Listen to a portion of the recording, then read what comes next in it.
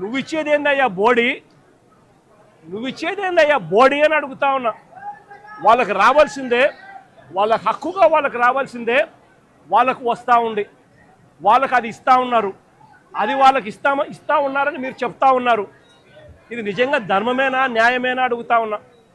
ఇదే విశాఖపట్నంలో ఇంతకుముందు మా హయాంలో ఇలాంటి ఒక దుర్ఘటన జరిగితే అక్కడ కూడా మనుషులు చనిపోతే ఎంతమంది చనిపోయినారు? ఎల్జీ పాలిమర్స్లో అప్పట్లో కూడా ఒక దుర్ఘటన జరిగి 14 మంది అప్పట్లో చనిపోయిన ఘటన జరిగితే రాష్ట్ర ప్రభుత్వం ఎలా స్పందించింది? వెంటనే ముఖ్యమంత్రి ఇక్కడికి వచ్చి, అంటే జగన్ ఇక్కడికి వచ్చి ఏకంగా కోటి రూపాయలు చనిపోయిన కుటుంబాలకు ఇచ్చి ఆదుకున్న పరిస్థితులు బహుశా దేశ చరిత్రలో ఎక్కడా కూడా జరగలేదేమో. ఒక్క ఆంధ్ర రాష్ట్రంలో జగన్ ముఖ్యమంత్రిగా ఉన్నప్పుడు చోటు చేసుకున్న ఘటన.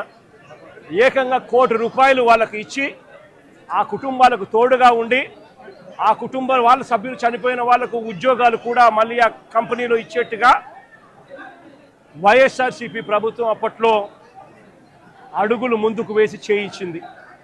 నేను అడుగుతా ఉన్నా, ఈరోజు ఈ ప్రభుత్వం, చంద్రబాబు నాయుడు గారి ప్రభుత్వం స్పందిస్తూ ఉన్న తీరు నిజంగా ఎంత అన్యాయంగా ఉంది అని ఒక్కసారి మనస్సాక్షిని అడుక్కోండి మీరు అని చెప్పి నేను కోరుతా ఉన్నా. ఈ ప్రభుత్వాన్ని గట్టిగా డిమాండ్ చేస్తూ ఉన్నాం. వాళ్ళకి రావాల్సింది వాళ్ళకి ఇప్పించడంలో నీ గొప్పతనం ఏమీ లేదయ్యా. వాళ్ళకి రావాల్సిన ₹1,72,00,000 ఏదైతే ఇస్తా ఉన్నారో, ₹1,45,00,000 వాళ్ళకి రావాల్సింది ఏదైతే ఇస్తా ఉన్నారో అది గొప్పతనం. నీ గొప్పతనం ఏమీ కాదు. కంపెనీ నుంచి కేవలం ₹25 లక్షలు మాత్రమే ఆ ఎంప్లాయీస్కు వస్తూ ఉంది. ఈ నేపథ్యంలో నేను చెప్తా ఉన్నాను, అయ్యా అప్పట్లో వైసీపీ ప్రభుత్వంలో ఉన్నప్పుడు ఏ రకంగా అయితే ₹1,00,00,000 ప్రతి కార్మికుడికి ఇచ్చి తోడుగా ఉన్న నేపథ్యం పరిస్థితులు ఏ రకంగా జరిగాయో అదే మాదిరిగా ప్రతి ఎంప్లాయీకి మేము ఇంతకుముందు చేసి చూపించినాం. మేమేదైతే చేసి చూపించినామో అదే మిమ్మల్ని కూడా చేయమని అడుగుతా ఉన్నాం. మేమేమి ఎక్కడా కూడా అన్యాయంగానో లేకపోతే మేము చెయ్యనిది మిమ్మల్ని చేయమని చెప్పి అడగడంలా మేమేదైతే చేశామో అదే చేయమని అడుగుతా ఉన్నాం.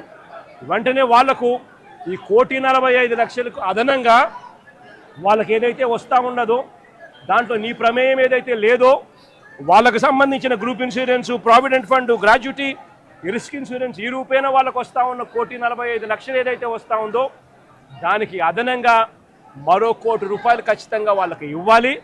వాళ్ళ కుటుంబ సభ్యులకు కూడా అదే మాదిరిగా ఉద్యోగాలు కూడా వెంటనే ఇవ్వాలని కూడా కోరుతా ఉన్నాం. అదే మాదిరిగా నా పక్కన చెల్లి భాగ్యం ఇక్కడే ఉంది. వాళ్ళ కుటుంబం కూడా ఇదే మాదిరిగానే సంవత్సరం 14 నెలల కిందట 14 వాళ్ళ భార్య ఇక్కడే ఉంది. 1/4/2025లో చనిపోయిన పెంటయ్యన్న కుటుంబానికి కూడా ఇదే ప్యాకేజ్ కూడా వాళ్ళకు కూడా వర్తింపచేసి వాళ్ళ కుటుంబానికి కూడా ఇదే మాదిరిగానే ఆదుకోవాలి అని చెప్పి రాష్ట్ర ప్రభుత్వానికి, కూటమికి ఇద్దరికీ కూడా గట్టిగా వీళ్ళిద్దరికీ కూడా చెప్తా ఉన్నాం. మరీ ముఖ్యంగా చంద్రబాబు నాయుడు గారికి, మరీ ముఖ్యంగా రాష్ట్ర ప్రభుత్వానికి, ఎందుకంటే బాధ్యత రాష్ట్ర ప్రభుత్వం కాబట్టి వెంటనే చిత్తశుద్ధి చూపండి, ఎంప్లాయీస్కి తోడుగా ఉండండి. మీరు కూడా అసెంబ్లీలో వైఎస్ఆర్ కాంగ్రెస్ పార్టీ తీర్మానం చేసినట్టుగానే మీరు కూడా ప్రైవేటైజేషన్కు వ్యతిరేకంగా అసెంబ్లీలో మేము చేసినట్టుగానే తీర్మానం కూడా చేసి కేంద్రానికి పంపి ఇది జరగకుండా కూడా ఆపే కార్యక్రమంలో చిత్తశుద్ధిని కూడా చూపండి అని చెప్పి కూడా గట్టిగా వీళ్ళందరికీ కూడా కోరుతా ఉన్నాం. ఇదొకటే కాదు, మేము ఇంత అడుగుతా ఉన్నా కూడా చంద్రబాబు నాయుడు గారి ప్రభుత్వంలో ఎక్కడైనా మానవత్వం లేక ₹1,00,00,000 ఇవ్వాల్సిన చోట వాళ్ళకు ఇవ్వని పరిస్థితి ఎక్కడైనా ఉంటే మాత్రం ప్రతి బాధితుడికి చెప్తా ఉన్నా, ప్రతి అక్కకు, ప్రతి చెల్లెమ్మకు, ప్రతి బాబుకు చెప్తా ఉన్నా, బాధపడాల్సిన పనుల కొంచెం ఓపిక పట్టండి.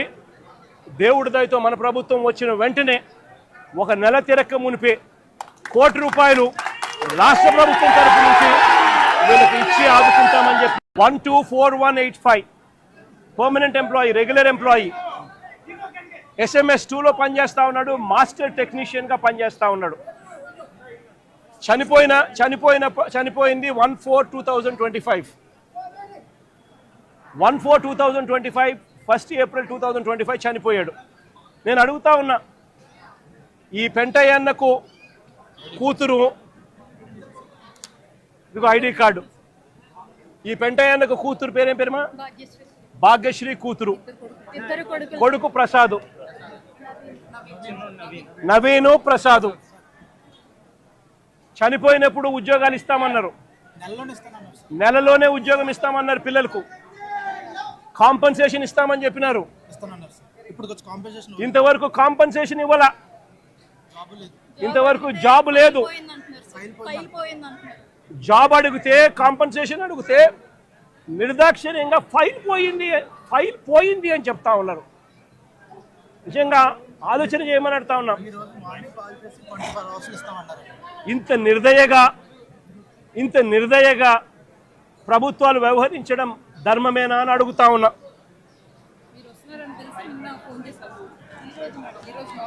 సిమిలర్గా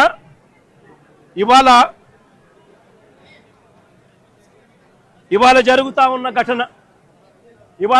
ఉన్న ఘటనలో దాదాపుగా ఇప్పటికే 9 మంది చనిపోయారు. దాదాపుగా మరో 5 మంది హాస్పిటల్లో వైద్యం పొందుతూ ఉన్నారు. ఈ 5 మందిలో కూడా ఒకరి పరిస్థితి విషమంగా ఉంది. వీళ్లకు కాంపన్సేషన్ విషయంలో నిన్న చంద్రబాబు నాయుడు గారి సుపుత్రుడు ఆయన మాట్లాడిన మాటలు చూస్తే నిజంగా నాకు ఆశ్చర్యం కనిపిస్తుంది. మానవత్వం అన్నది ఎవరికైనా ఎక్కడైనా కానీ కొద్దో గొప్ప ఉండాలి కదా, ఇలాంటి మనుషులు కూడా ఉంటారా అనిపించింది. నిజంగా ఆయన అంటాడు 1,72,00,000 ఇస్తా ఉన్నాము అని చెప్పి. నాకు ఆశ్చర్యంగా నేను అడుగుతా ఉన్నా, అయ్యా లోకేష్ గారు, ఈ 1,72,00,000లో మీరు ఏదైతే మాట్లాడుతూ ఉన్నారో ఆ ఎంప్లాయీస్కు రైట్ఫుల్గా వాళ్ళకి రావాల్సిందే కదయ్యా నువ్వు ఇస్తూ ఉన్నావు, ఎక్స్ట్రా నువ్వేమి ఇస్తూ ఉన్నావు అని చెప్పి నేను అడుగుతా ఉన్నా. ఈ ఎంప్లాయీస్కి రావాల్సిన గ్రూప్ ఇన్సూరెన్స్ అయితేనేమి, ప్రావిడెంట్ ఫండ్ అయితేనేమి, గ్రాట్యుటీ అయితేనేమి, రిస్క్ ఇన్సూరెన్స్ అయితేనేమి, వీటి నేపథ్యంలో 1.45 crores వాళ్ళకే రావాలా. ఆ తర్వాత కంపెనీనే మరో 25 లక్షలు ఇస్తూ ఉంది. అది కూడా విశాఖపట్నం స్టీల్ ప్లాంట్ కంపెనీయే ఇస్తూ ఉంది. కేవలం ప్రైమ్ మినిస్టర్ రిలీఫ్ ఫండ్ కింద కేవలం 2 లక్షల రూపాయలు అదనంగా ఎక్స్గ్రేషియా కింద వస్తూ ఉంది. రాష్ట్ర ప్రభుత్వం నుంచి 0 రూపాయి అంటే రూపాయి కూడా ఇవ్వడంలే. మరి నేను అడుగుతా ఉన్నా, ఇక 1.72 crores ఇంకొకటి